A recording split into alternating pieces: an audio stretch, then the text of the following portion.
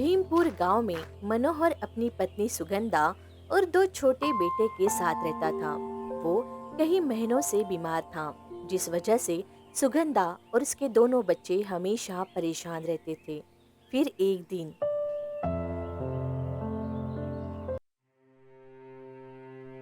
जी, आपको क्या हुआ? उठिए ना, खाना खा लीजिए। नहीं भाग्यवान। अब मुझे लगता है कि अब मैं और नहीं बच पाऊंगा। मुझे माफ कर दे। मैं अपनी पूरी जिम्मेदारी नहीं निभा पाया।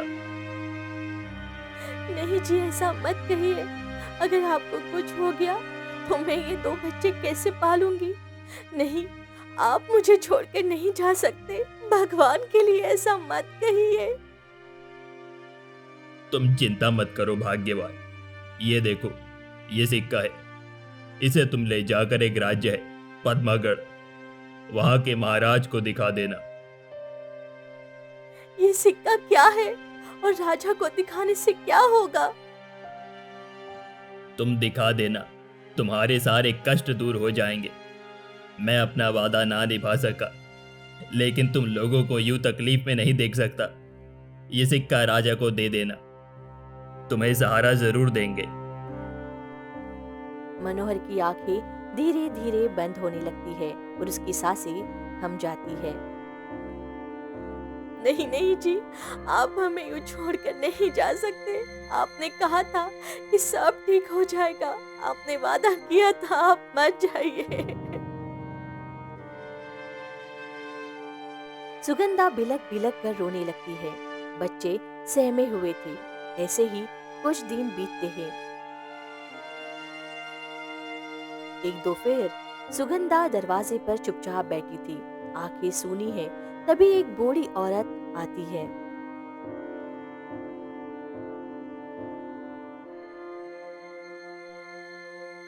आगे क्या करोगी बिटिया? तेरी अभी उम्र ही क्या हुई है? इतनी सी तो उम्र है और तो छोटे छोटे बच्चे। तू इस हाल में क्या करेगी और कहाँ जाएगी? मैंने अभी कुछ सोचा नहीं अम्मा, बस भगवान की मर्जी। मैं तो कहती हूँ कि तुम दूसरी शादी कर लेना, नहीं तो दो दो बच्चों को अकेले पालना आसान नहीं होगा। ये कैसी बातें कर रही हो अम्मा? अभी भी इनके गए हुए बस एक ही हफ्ता हुआ है और आप इस तरह की बातें कर रही हो? ऐसा मत कहो। मैं उनसे बहुत प्रेम करती थी और उनकी जगह मैं किसी को नहीं दे सकती। तो फिर तुम ये बच्चे को कैसे पालोगी? कहाँ रहोगी? क्या खाओगी? उन्होंने मुझे एक रास्ता दिखाया है। बस मैं कल सवेरे वही निकल रही हूँ। बाकी जो भगवान की मर्जी हो। सुगंधा दोनों बच्चों को अपने पास सुलाती है और रात भर उनके सिर पर हाथ फेरती रहती है।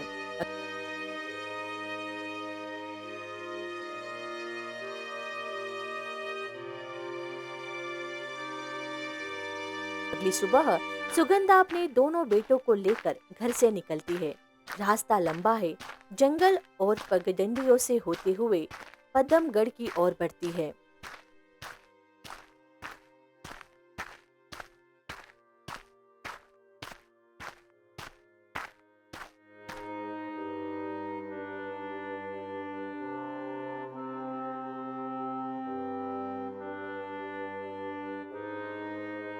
माँ, हम कहाँ जा रहे हैं अपना गांव छोड़कर?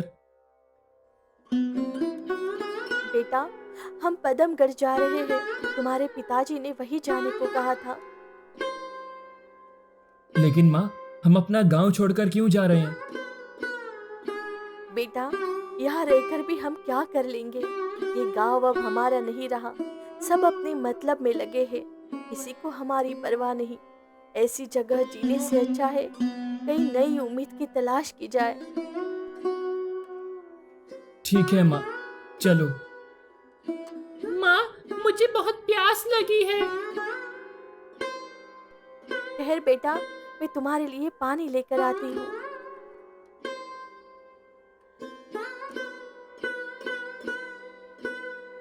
सुगंधा पास की नदी की ओर जाती है। वहाँ एक पत्थर पर चढ़कर पानी लेने की कोशिश करती है। तभी उसका वह दोबारा पानी भरती है और दोनों बेटों के पास जाती है। लो बेटा, पानी पियो।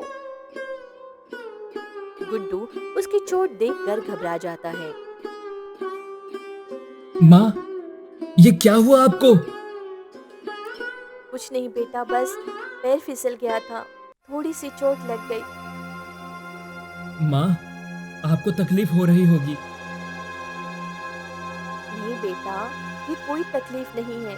तुम दोनों की मुस्कान देखकर सारी तकलीफें भूल जाती हूँ।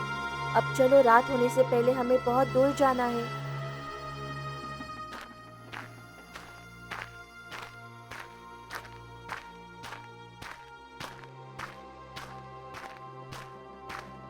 वे तीनों आगे बढ़ते हैं, कई घंटे सफर करते हैं और आखिरकार पदमगढ़ राज्य के महल के बाहर पहुंचते हैं। महल का गेट सैनिकों से घिरा था। रुको, कौन हो तुम?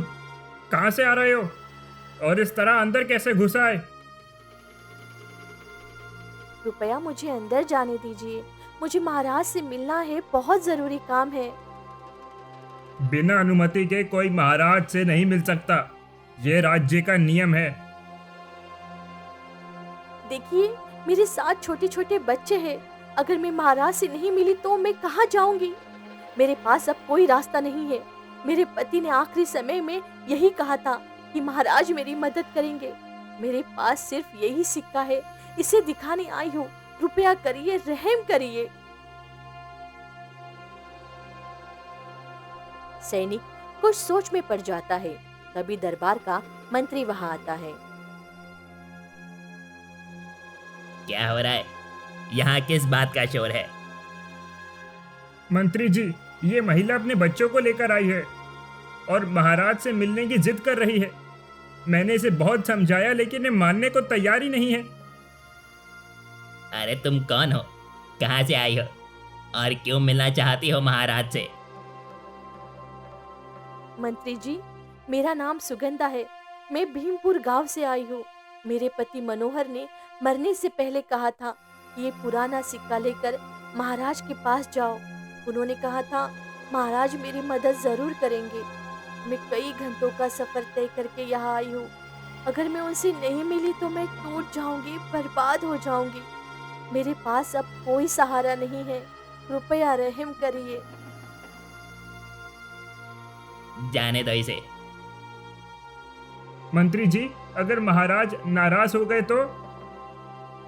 उसकी जिम्मेदारी मैं लेता हूँ। इन्हें महाराज के पास ले चलो।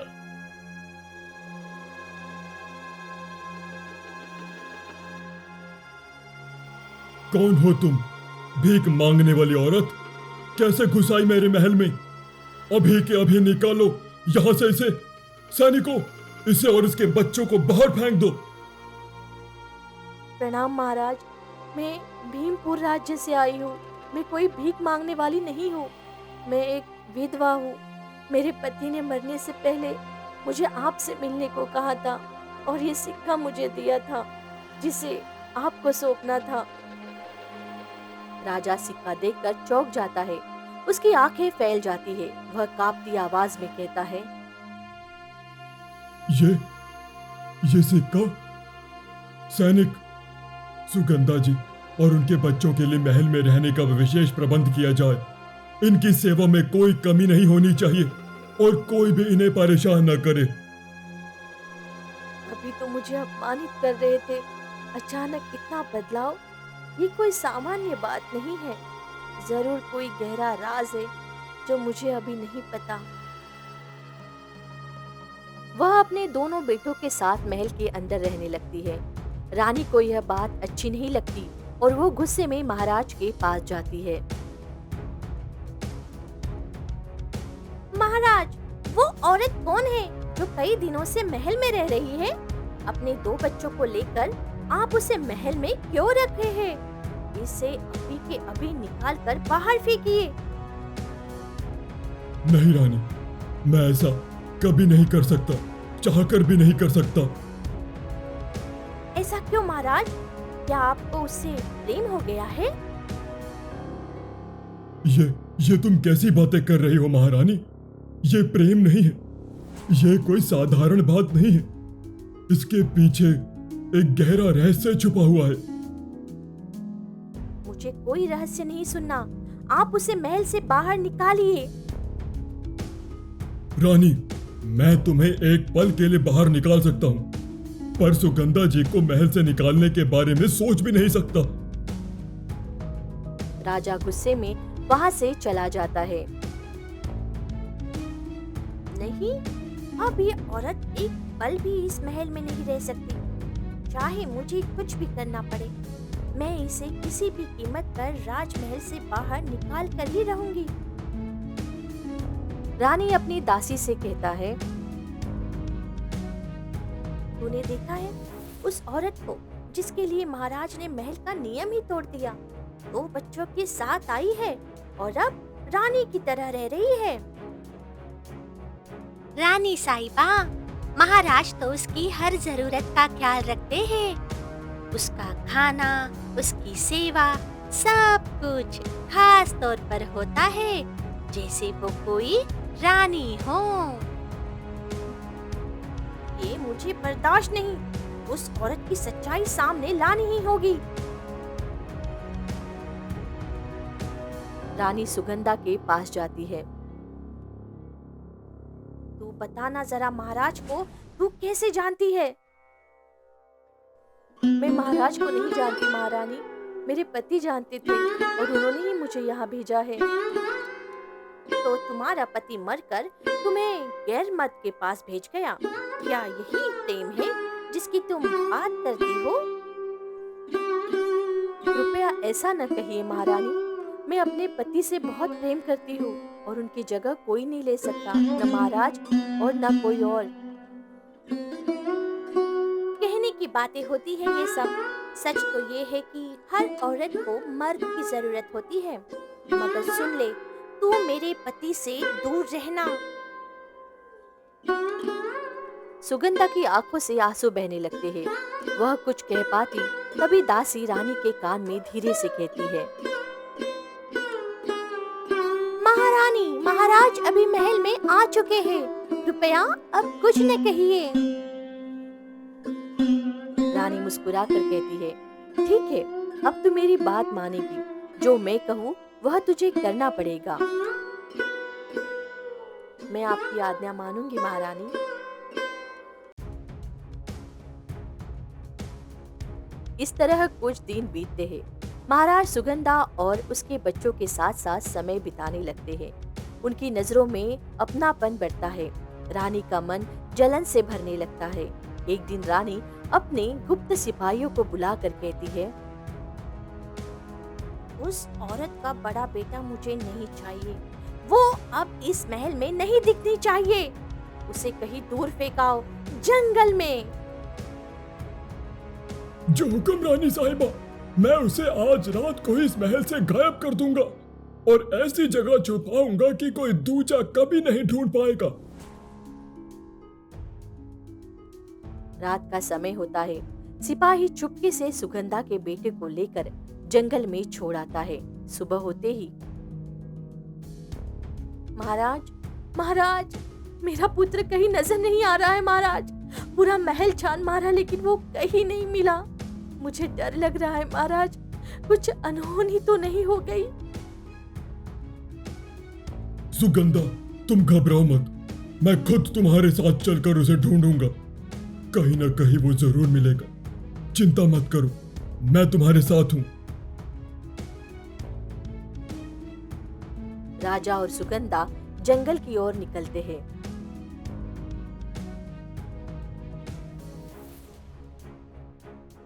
मैं तो इन दोनों को एक दूसरे से दूर करना चाहती थी, लेकिन ये तो और करीब आ गए। अब बहुत हो गया, अब इस औरत को इस दुनिया से ही हटा दूंगी। सिपाही सुनो, आज रात मौका पाकर उस औरत को जंगल में ही खत्म कर दो। ऐसा वार करो कि वो दोबारा सांस भी न ले सके। जो आज्ञा महारानी। जंगल में राजा और सुगंधा एक साथ बेटे की तलाश कर रहे होते हैं। तभी सिपाही तीर चलाता है, लेकिन तीर गलती से राजा को लग जाता है। आह! आह! सुगंधा, ये क्या हुआ? ये तीर किसने चलाया? महाराज, आप पर तीर किसने चलाया? आपकी तबीयत बिगड़ रही है। रुको, मैं आपको किसी सुरक्षित जगह ले चलती हूँ। सुगंधा राजा को घसीटते हुए एक गुफा में ले जाकर तीर निकालकर औषधि लगा देती है। कुछ घंटों बाद राजा को होश आता है। महाराज, अब आप ठीक हैं? हाँ सुगंधा, थोड़ा दर्द है, लेकिन अब मैं ठीक हूँ। तुमने मेरी जान बचाई है। तुम्हारे पास ये औषधि का ज्ञान कैसे है? महाराज, मेरे पति कई महीनों से बीमार थे। उनकी देखभाल करते करते मुझे औषधियों का ज्ञान हो गया। इसी कारण मैं जंगल में औषधियों और पौधों को पहचान सकती हूँ। तुमने बहुत अच्छा काम किया सुगंधा। अब मैं भी चलना चाहता हूँ। तुम्हारे बेटे को ढूंढना है, नहीं तो बहुत देर हो जाएगी। आप यही आराम करें, मैं अभी जंगल में जाकर अपने बेटे को खोज कर लाती हूँ। क्या तुम अकेले जाओगी? इतना घना जंगल है। मैं जाऊंगी महाराज, आपकी हालत अभी ठीक नहीं है, आप यही रुकिए।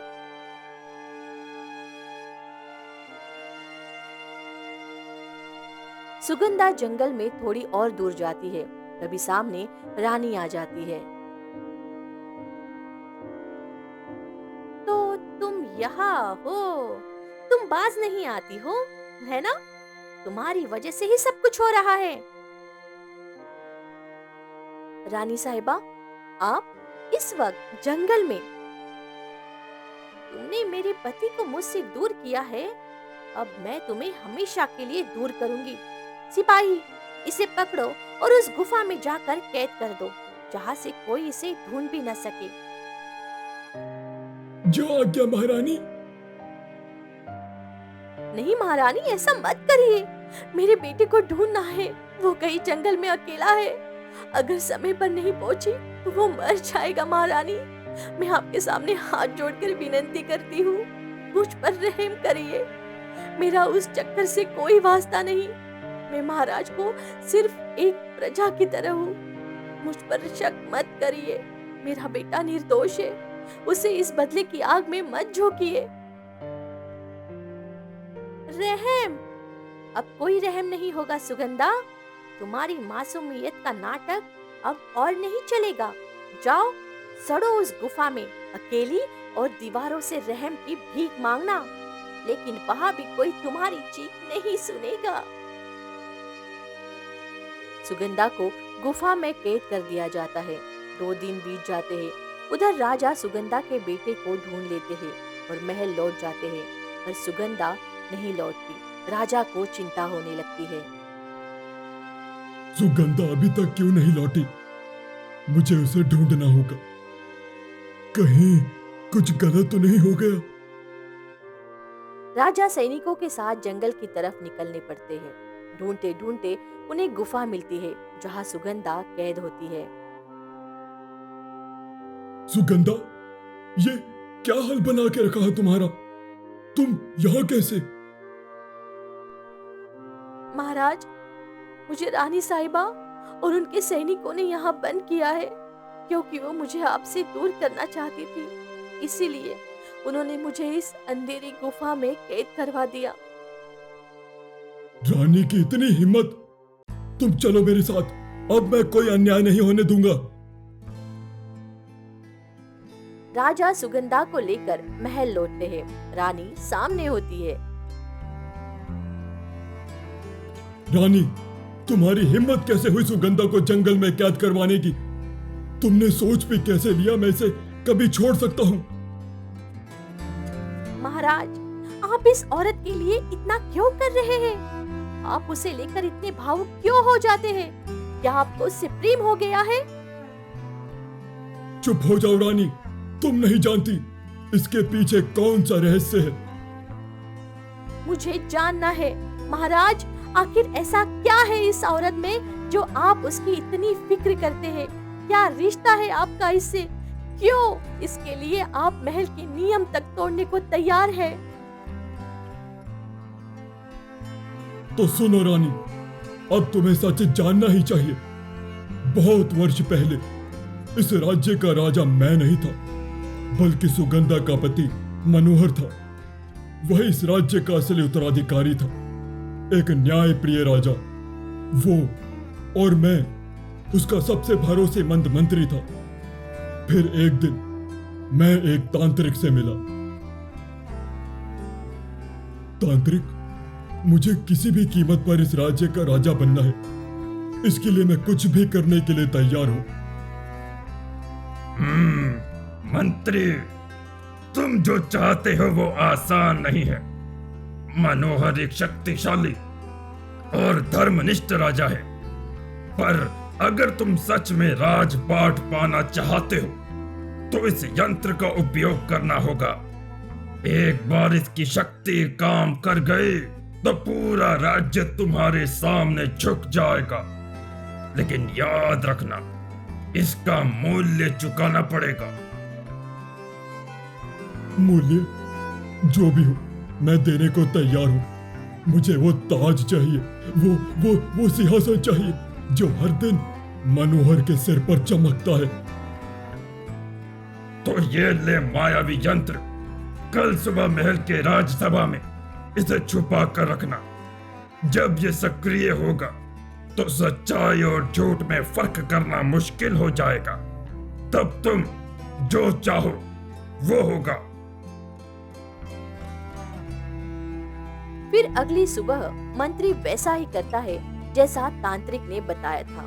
वह चुपचाप उस जादुई यंत्र को राजगद्दी के नीचे रख देता है और स्वयं राजसभा में आकर सिंहासन के पास खड़ा हो जाता है। फिर जैसे ही सभा आरंभ होती है, सभी दरबारी, मंत्रीगण और सभासद उसी को राजा मानने लगते हैं, मानो वर्षों से वही राजा रहा हो, और मनोहर को कोई पहचानने तक से इनकार कर देता है। क्यों किया तुमने ये मंत्री? मैंने तो हमेशा तुम पर भरोसा किया था, तुम्हें भाई माना था, फिर क्यों मेरी पीठ पे छुरा घोंपा तुमने? महाराज, मैं जानता हूं कि आप मुझसे नफरत करेंगे, पर मुझसे आपकी कोई दुश्मनी नहीं थी। मुझे बस वो ताज चाहिए था जो आपने पहना था, वो सत्ता चाहिए थी जो आप संभालते थे। मैंने तुझे अपना सबसे बड़ा मित्र माना और आज तूने ही मेरा सब कुछ छीन लिया। अगर कभी भी आपको मदद की जरूरत हो तो आ जाना। ये लो राज्य दिया सिक्का, जब भी इसे दिखाएंगे मैं आपको पहचान लूंगा। उस दिन मैंने उसका सब कुछ छीन लिया, उसका ताज, उसका सम्मान, उसका परिवार, उसका जीवन, पर मेरा दिल कभी शांत नहीं हुआ। रानी, मैं हर दिन उस अपराध बोध में जिया, मैं कभी चैन से नहीं सो पाया। आज जब मैंने वो सिक्का देखा तो याद आ गया, और अपना वादा भी। मैंने सोचा कि अब वक्त है खुद को माफ करने का, उस गलती का पश्चाताप करने का। इसीलिए मैंने उसकी मदद की, इसीलिए उसे महल में रखा। ये राजपाट, ये सिंहासन, ये वैभव सब असल में उस गरीब स्त्री का ही है जिसका सब कुछ छिन गया। आज मैं उसका सम्मान लौटाना चाहता हूं। महाराज, मुझे क्षमा कर दीजिए, मैं अपने मन में कुछ और ही सोच बैठी थी। मेरे संदेह ने मुझे अंधा कर दिया था। आपने जो किया वो धर्म था, करुणा थी, पश्चाताप था। आज मैं स्वयं कहती हूँ कि आप सुगंधा से विवाह कर लीजिए और उसे अपने स्नेह और छत्र छाया में स्थान दीजिए। शायद तभी आपके हृदय को अपराध बोध थोड़ा हल्का हो सकेगा। सुगंधा, मैं तुमसे माफी चाहता हूँ। मैं जानता हूँ मेरा अपराध माफी के लायक नहीं है, पर मैं चाहता हूँ कि आज से हम एक नई शुरुआत करें। अगर तुम स्वीकार करो तो क्या तुम मेरी पत्नी बनोगी? महाराज, आपने जिस पश्चाताप से ये सब कहा है उसे मैं देख सकती हूँ। हाँ, मैं तैयार हूँ आपकी जीवन संगिनी बनने के लिए। उसके बाद वो एक सुखी परिवार बनकर सुकून से अपना जीवन बिताने लगते हैं।